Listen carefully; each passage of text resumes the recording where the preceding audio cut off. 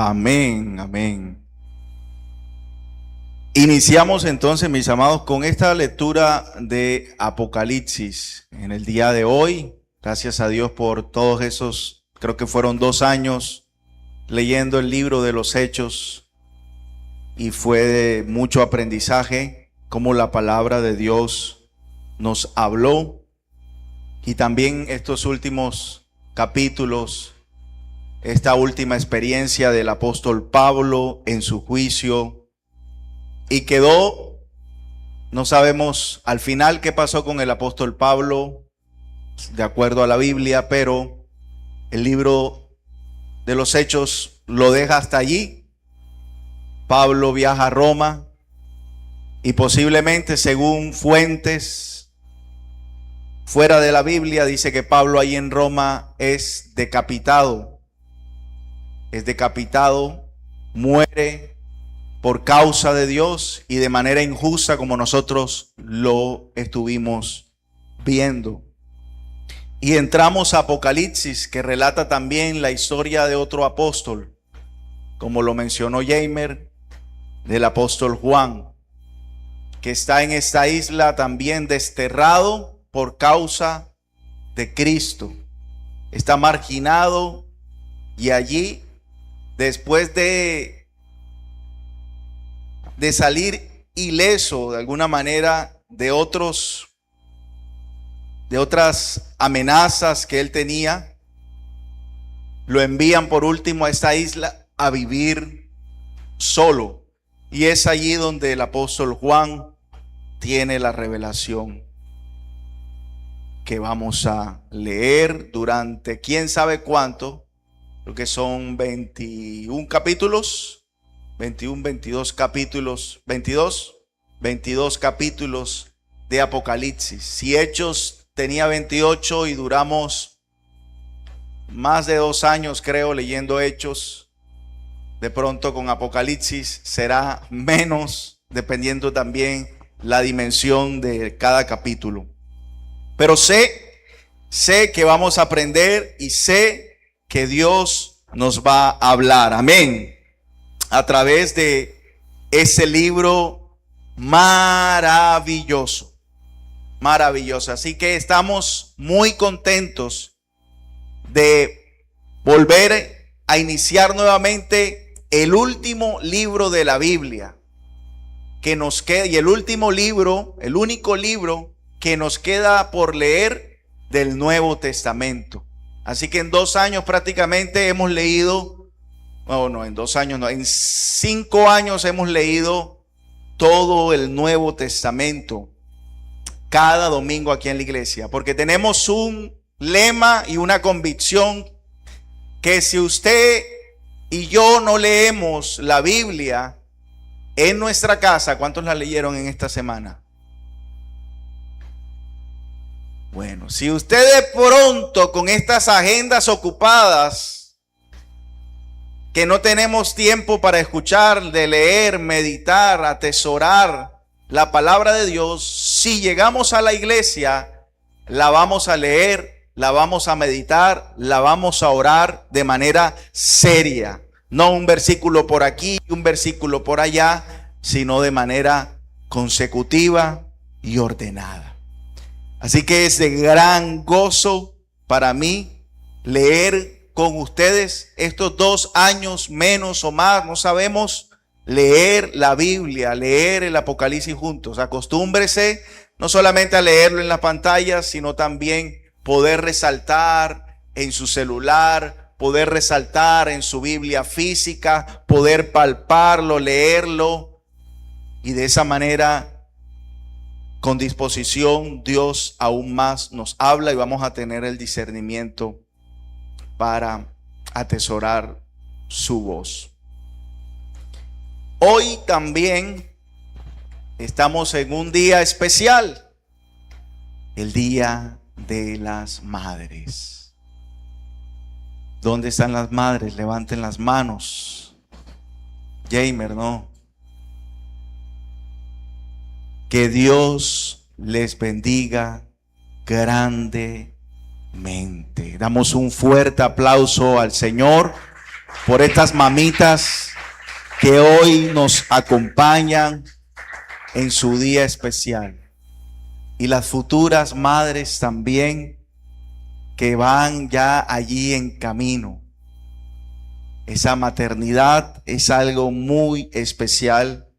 Y hoy queremos honrar su vida, hoy queremos agradecer a Dios por sus vidas, por tanta entrega, por tantas noches, a veces sin dormir, por esas oraciones silenciosas, por ese esfuerzo que usted hace a diario, por cuidar de su casa, por cuidar de su hogar, por esa paciencia y por ese amor que a veces nadie ve y a veces muy pocos agradecen. Hoy, como pastor, como iglesia, en nombre de Fuente de Amor, le doy gracias por ser una madre que ama a Dios sobre todo. Por ser una madre que ama a su familia, que ama a su esposo, que ama a sus hijos, que persevera, que entrega lo mejor que tiene, aún a veces cuando las personas a su alrededor no lo merecen. Hoy queremos aprovechar esta festividad en Colombia para honrarles. Y bueno, me alegra que usted esté aquí, que esté sana, que tenga salud, que haya podido venir hasta acá. Y ahorita vamos a orar también por ustedes. Sé que muchas madres de las que están aquí justamente tienen sus hijos aquí entre nosotros, y otros niños pequeños ya están allá en el salón aprendiendo de la palabra de Dios. Pero también hay una realidad en Colombia, y es que muchas madres hoy lamentablemente no tienen a sus hijos a su lado. Por muchos motivos. Hay madres que tienen a sus hijos lejos porque les tocó irse por circunstancias de la vida, les tocó trasladarse, les tocó vivir a sus hijos en otro lugar y no con sus padres, especialmente con la mamá. Y si algo quiere la mamá es estar con su familia, es estar con sus hijos. En mi caso, por ejemplo, y en el caso de mi esposa también, tenemos a nuestra familia lejos. Dios nos permite en su misericordia y en su gracia visitarle por lo menos una vez al año, un mes al año, poder ir allá, compartir un rato con mi mamá, con la mamá de mi esposa y sobre todo también nuestros hijos. Porque a veces cuando uno no tiene ese hábito, los hijos van perdiendo el afecto de alguna manera, los nietos. Dios nos ha permitido, a pesar de la distancia, poder ver a nuestras madres. Y en mi caso, por ejemplo, mi mamá está sola. Bueno, con mi papá. Mis hermanas, tengo 2 hermanas mayores. Así que yo soy, como dicen, el pechiche. Yo era el pechichón. Todavía llego a la casa y me dicen, Luis Carlitos.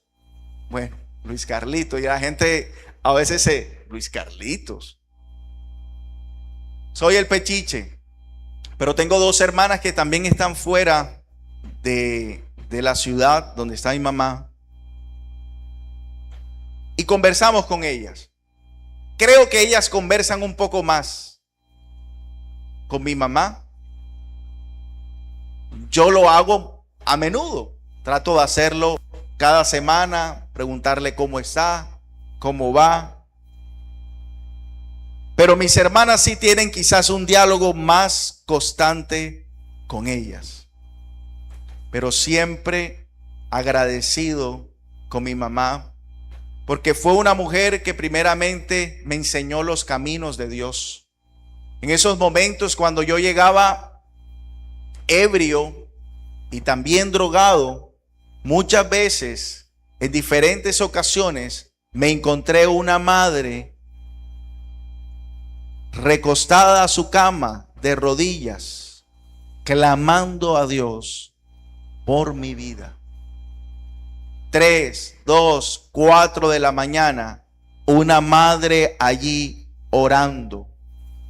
Y fueron las oraciones de mi madre, de mi abuela y de muchas otras personas, pero especialmente de mi mamá, que me hicieron ver a Cristo, amar a Cristo, seguir a Cristo.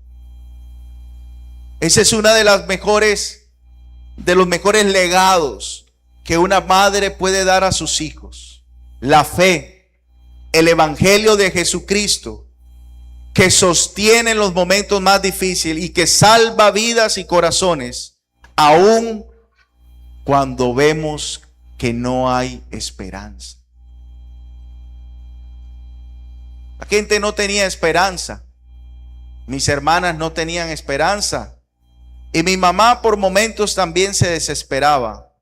Pero sé que allí de rodillas, inclinada ante Dios, tomaba las fuerzas para seguir creyendo y ver que el poder de Dios en mi vida me iba a transformar. Ese es mi caso, o el caso de mi mamá, que tiene a sus hijos lejos. Pero hoy también hay madres que no solamente tienen a sus hijos lejos, y peor aún, lejos emocionalmente. Madres, hijos que están en discordia entre ellos. Eso aún afecta más el corazón de una madre. No permita que haya esa lejanía emocional de afecto entre usted y su mamá.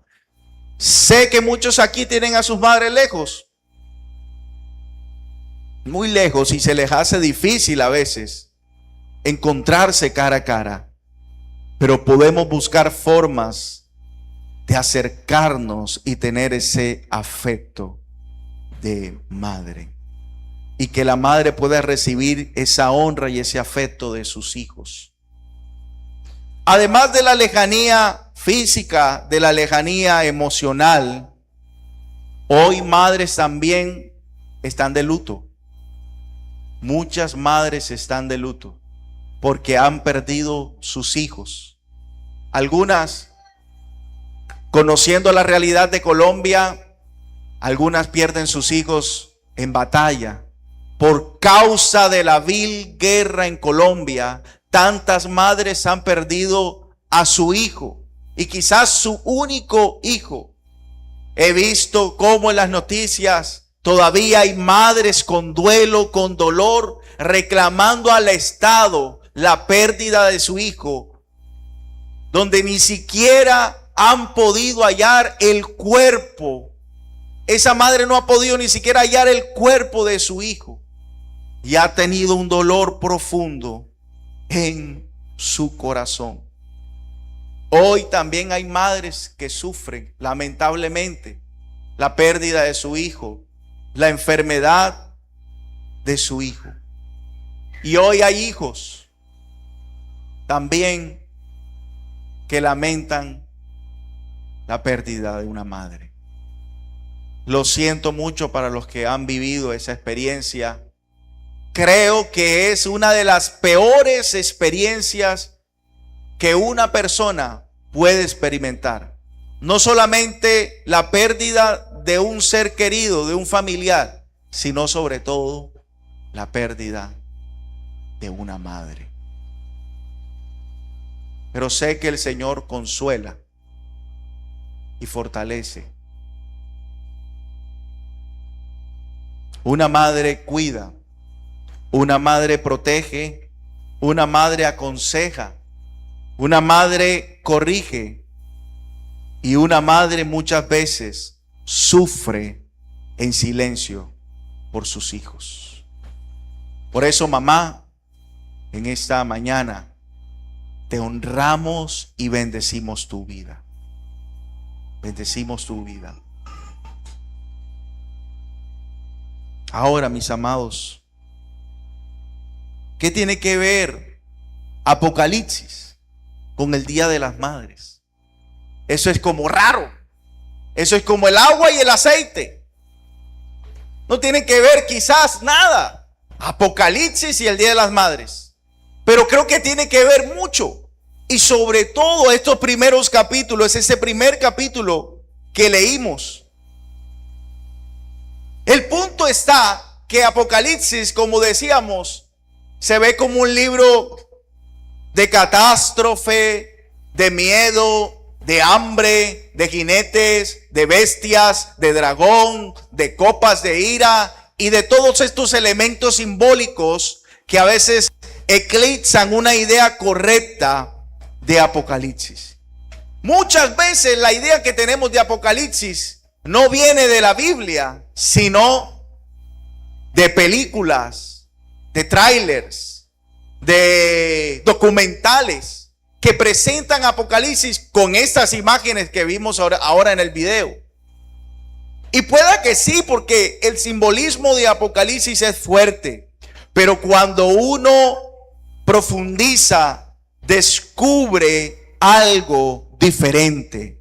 Que Apocalipsis es un libro mayormente, escúcheme bien, no para causar miedo, sino para causar y dar esperanza a un pueblo, a una iglesia que estaba en esos momentos en un tremendo sufrimiento.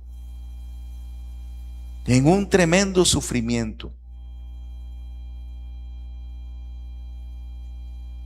Allí está. El libro de Apocalipsis empieza diciendo que esa es la revelación ¿de quién? De Jesucristo. Y Apocalipsis significa eso, revelación. ¿Y qué nos quiere revelar Cristo? Nos quiere revelar su poder, nos quiere revelar que Él es Rey de Reyes, el Alfa, el Omega, el principio y el fin. Nos quiere revelar también que la iglesia es triunfante porque Cristo venció.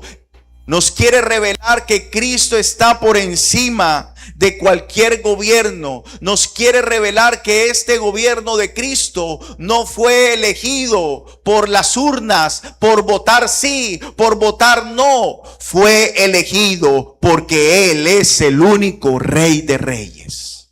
No hay nadie más como Él.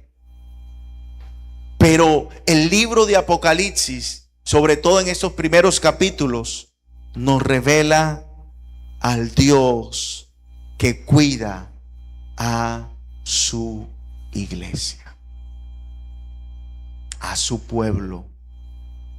Y cuando hablo de cuidado, inmediatamente tengo que pensar en la madre. ¿Qué hace una madre mayormente? Cuida.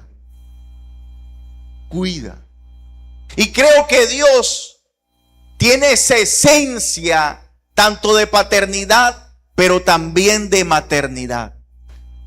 El mismo Jesucristo dijo en uno de los evangelios que Él cuida a su iglesia y a sus hijos como la gallina cuida a sus polluelos. Y Apocalipsis nos revela al Dios que cuida, a un Dios que cuida a su iglesia. Y para cuidar nos muestra de que Él no está lejano, sino que Cristo está en medio de nosotros. Apocalipsis en ese tiempo, año aproximadamente 90 después de Cristo, la iglesia está padeciendo una persecución terrible, una de las peores persecuciones que ha vivido la iglesia cristiana durante todos los siglos, llevada a cabo, creo que por Nerón o por otro emperador llamado Domiciano, el cual le encantaba. Por ejemplo, Nerón tenía la fascinación por el fuego. ¿cómo se llaman aquellos que les gusta tanto el fuego? Los pirómanos. Nerón era un pirómano, quería ver fuego por todos lados, hasta tal punto que dice la tradición que por el deseo, en la pasión por el fuego que tenía Nerón, quiso quemar toda Roma. Y no solamente quiso quemar toda Roma, sino que quemó toda Roma. La quemó, decía él. Uno, porque quería el fuego, porque amaba el fuego. Y dos, porque él decía que Roma había que reconstruirla nuevamente. Entonces aprovechó y dijo: yo quiero reconstruir a Roma, a mí me gusta el fuego, démelo candela todo esto. E incendió a Roma. Y todo el pueblo estaba alarmado, pero Nerón, ¿qué hizo? ¿A quién le echó las culpas Nerón? A los cristianos. Y Nerón dijo: son esos cristianos los que acabaron con nuestra ciudad. A partir de allí se incrementa mucho más la persecución y el sufrimiento.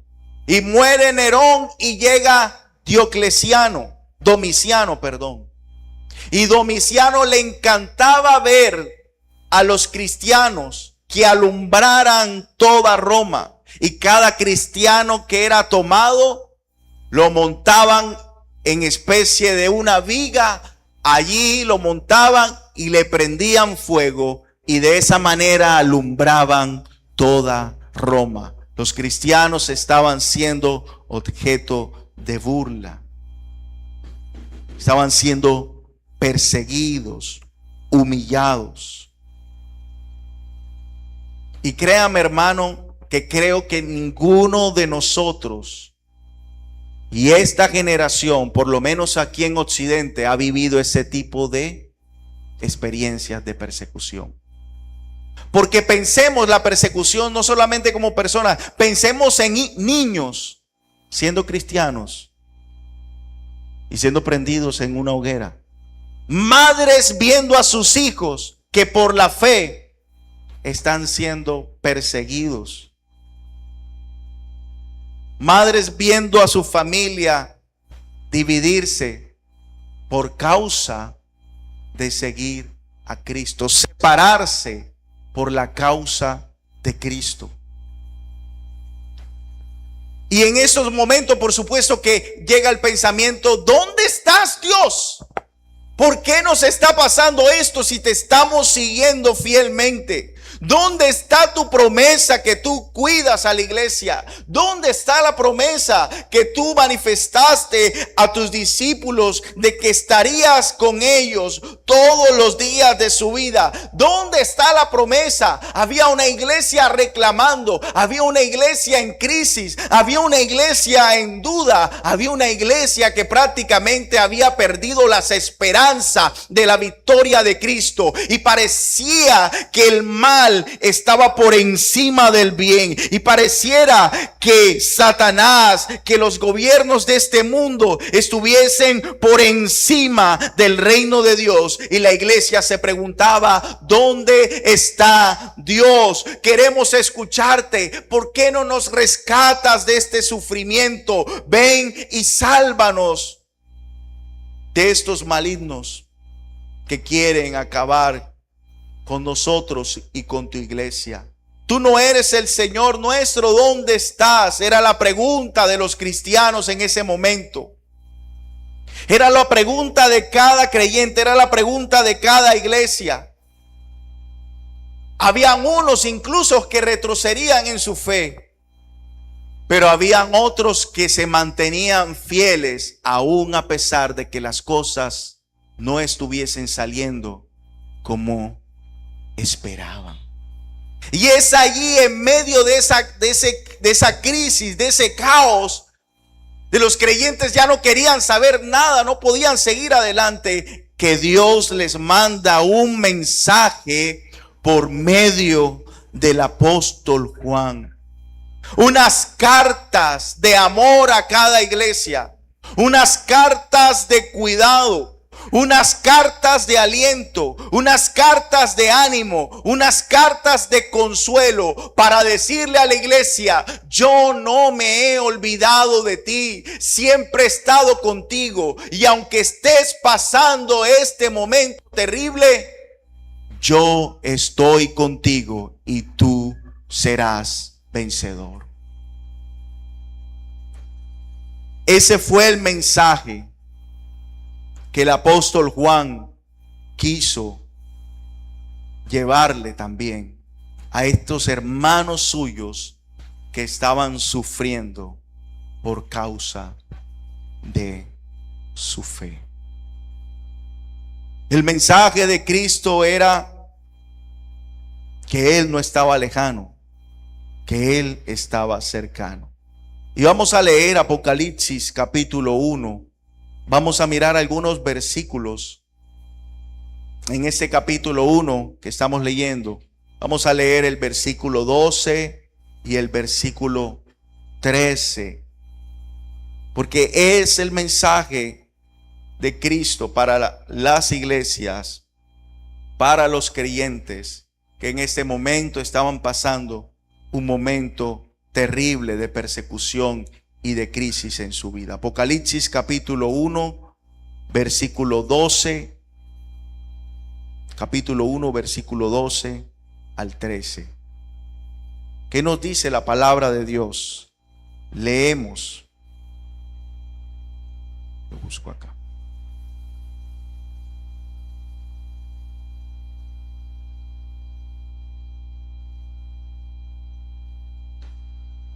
Dice: cuando me di vuelta para ver quién me hablaba, vi 7 candelabros de oro. Está hablando el apóstol Juan. Y de pie en medio de los candelabros había alguien semejante al Hijo del Hombre. Vestía una túnica larga con una banda de oro cruzada. El 14 dice: la cabeza y el cabello eran blancos como la lana, tan blancos como la nieve, y los ojos eran como llamas de fuego. Los pies eran como bronce pulido, refinado en horno, y su voz tronaba como potentes olas del mar. Dice Juan que escuchó la voz, se dio vuelta para ver quién hablaba y vio que en medio de los 7 candelabros, ¿quién estaba? El Hijo del Hombre, que vestía de túnica larga, una banda cruzada en el pecho. Era Jesucristo que estaba en medio de ¿quién? De su iglesia, en medio de su pueblo. Es el mensaje primario de Jesús: yo estoy con ustedes, yo estoy en medio de ustedes. Y en esta mañana Jesús está aquí. Jesús está en medio de nosotros. Jesús está contigo. Cristo está contigo. Él no está lejano. Él no está ausente. Él siempre ha estado presente. Y es el mensaje no solamente para las iglesias en el tiempo de Apocalipsis. Es el mensaje para nosotros hoy también, para IFA. Cristo está en medio de IFA. Cristo está presente cada domingo, cada miércoles, cada martes de oración. Cristo está presente en medio de nuestro trabajo cuando IFA se despliega a través de esta ciudad. Cristo está con cada uno de nosotros. No importa lo que está pasando en tu vida. Sé que a veces hay preguntas, hay dudas y hasta reclamos. Sé que a veces hay desánimo, incluso de venir a la iglesia. Pero recuerde que aquí, cuando la iglesia se reúne, ¿quién está en medio de la iglesia? Cristo Jesús.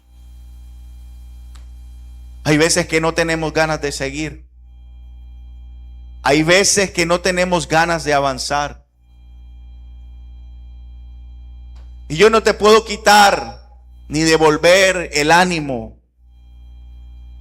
Pero hay uno que nos ha dado un mensaje, y el mensaje es: yo estoy contigo en medio del sufrimiento. Yo estoy contigo en medio de la duda. Yo no voy a estar. Nosotros los líderes, los pastores, muchas veces somos incompetentes.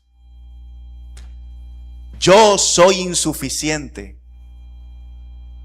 Yo les voy a defraudar en algún momento, si es que ya no lo he hecho. Pero Cristo jamás lo hará. Cristo jamás lo hará. Mi familia me va a defraudar en algún momento. Ustedes en algún momento me van a defraudar a mí. La iglesia de Dios me va a defraudar en algún momento. Los presidentes, los gobernantes, los alcaldes, los gobernadores, los profesores, los jefes, los empleados me van a defraudar en algún momento. Mi esposa, mis hijos, tu esposo te va a defraudar en algún momento. Pero Cristo jamás nos va a defraudar ni nos va a abandonar. Él siempre está presente. Siempre está presente, iglesia. Siempre. Cristo está en medio de nosotros. Y eso es algo que quizás también tienen las madres, que viven quizás defraudadas de muchas cosas. Pero creo que por esencia, más la madre mantiene una conexión de presencia emocional y espiritual con los suyos. Cristo siempre nos dice: estoy en medio de ustedes. ¿Y cuál es el mensaje que nos quiere ese dejar? Estoy con ustedes. Estoy con ustedes.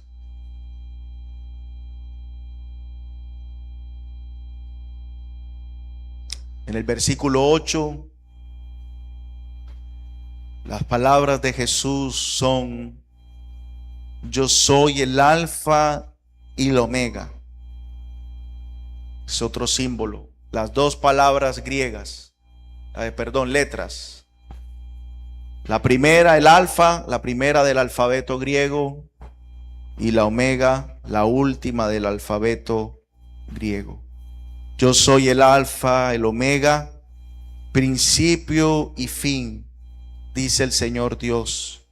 Yo soy el que es, que siempre era y que aún está por venir. El Todopoderoso. Yo soy. Versículo 18 dice: yo soy el que vive.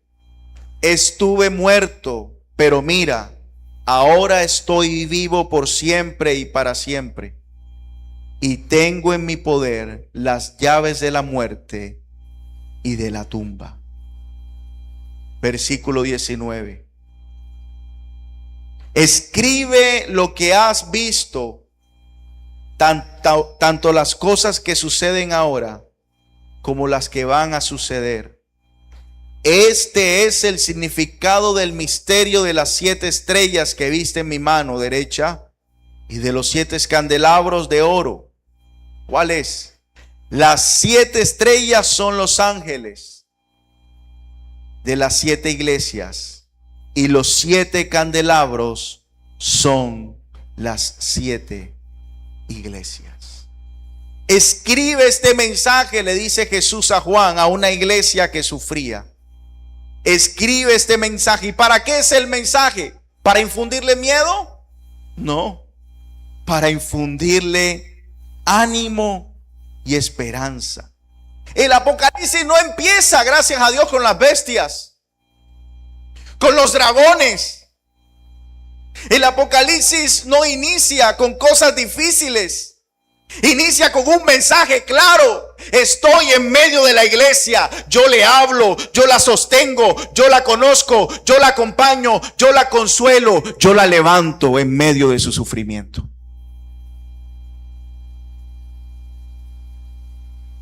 Ese es el mensaje para nosotros hoy.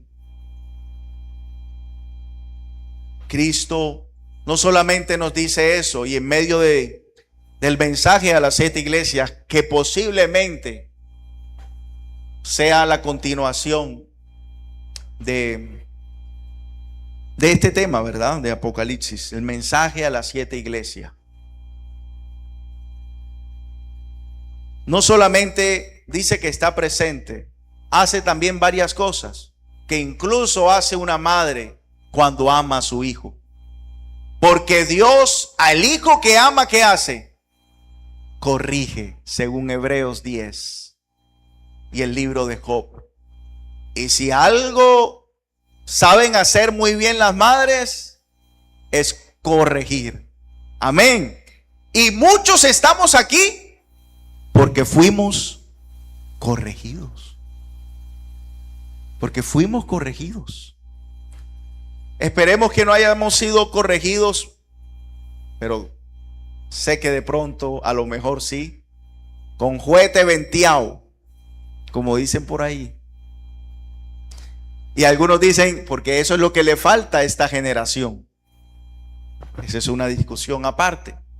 Pero gracias a Dios por cada corrección que nuestras madres nos dieron. Que no fueron alcahueta al pecado, al mal, a la desobediencia, sino que nos dijeron, eso está mal. Y no solamente nos dijeron, sino que también tome su coscorrón. Por esa disciplina, hoy nosotros estamos aquí. Y en algunos casos, madres que le faltó poner freno, que le faltó poner límites, que le faltó corregir a sus hijos, lamentablemente muchos de esos hijos están por eso bajo tierra. Bajo tierra. Y uno a veces como hijo ve la corrección muy incómoda. Perdone que hable, pero uno de los momentos más incómodos, y mamá sabe, que yo me aparté de Dios, mis amados. Cuando me fui a prestar el servicio, me aparté de Dios. Ahí ese mundo militar, un ambiente difícil, un ambiente pesado. Y me dejé llevar. Estaba frío. Me había llevado la Biblia, pero a veces ni la leía. Y estaba frío. Cuando uno está frío, que eso es uno de los mensajes. Cuando uno está frío o tibio, está mal. Y ese es uno de los mensajes que Jesús le da a una de las iglesias. No seas, sé por favor, frío o caliente, porque a los tibios, ¿qué dice? Los vomito de mi boca. Ese es uno de los mensajes que le da a la iglesia. Y yo estaba tibio y frío, hermano, y me aparté. Y cuando llegaban los momentos de visita, llegaba mi hermana y mi mamá. Ay, mi mamá en esos momentos, yo queriendo que me trajeran una carnecita asada, una gallinita. Sí, llegaban, pero gallina de cantaleta, rica y deliciosa. Hijo, ¿qué estás haciendo? ¿Qué estás haciendo? ¿Qué estás haciendo? Mira bien, por favor. Ora, busca de Dios. Y mi mamá desesperada porque quería el bien mío. Quería el bien mío. Y yo en un momento me cansaba. Pero hoy entiendo cuán valiosas fueron esas palabras, esa expresión de mi mamá, esa preocupación por mí. Y creo que esa misma preocupación, estoy convencido, la tiene incluso hasta mayor, obviamente, Dios por cada uno de nosotros, hasta tal punto que Dios nos corrige. Y nos dice, mira lo que estás haciendo, por favor. Corrige tu camino. Y ese es el mensaje a cada una de las iglesias. Ese es el mensaje también para cada uno de nosotros en esta mañana. Dios, al hijo que ama, corrige. Pero al bastardo, al que no es su hijo, lo deja seguir en su maldad. Lo deja seguir en su camino. ¿Cuántos son hijos de Dios?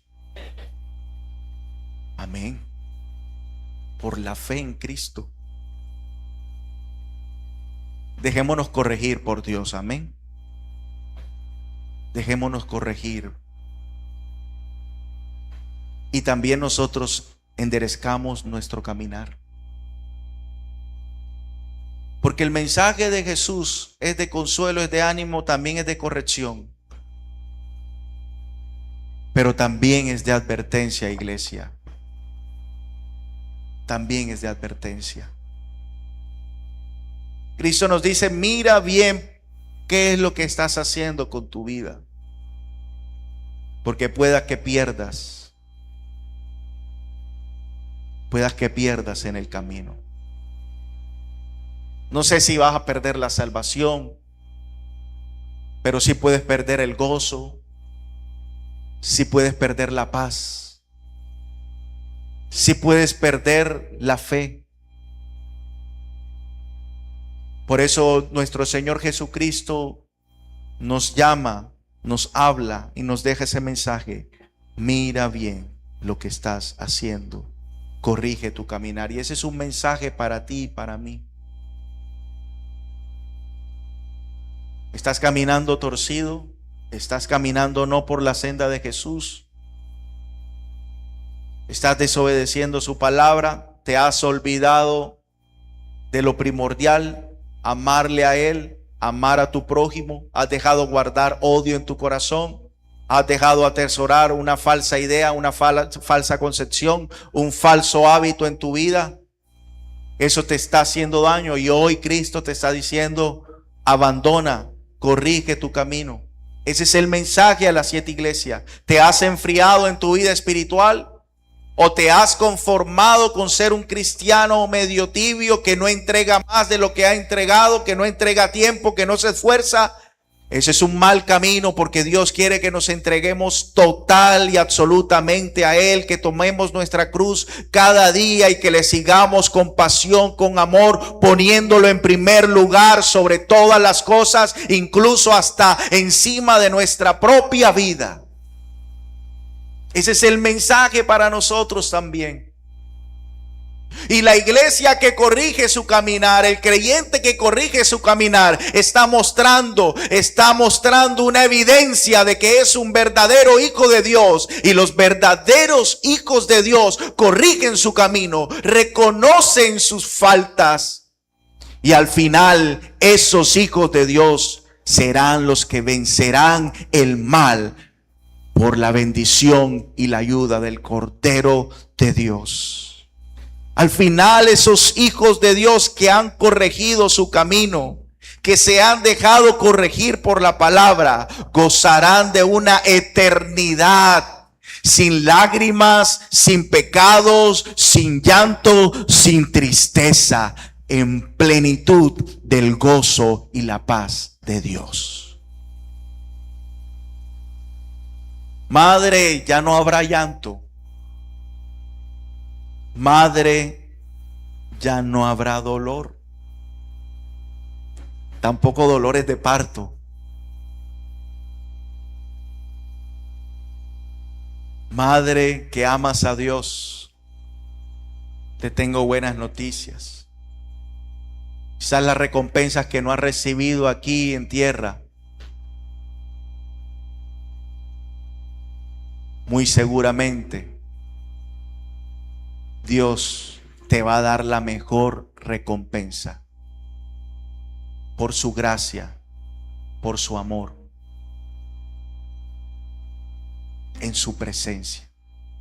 Y no tenemos que esperar ese día en que Él venga. Desde ya podemos gozar del amor, de la gracia.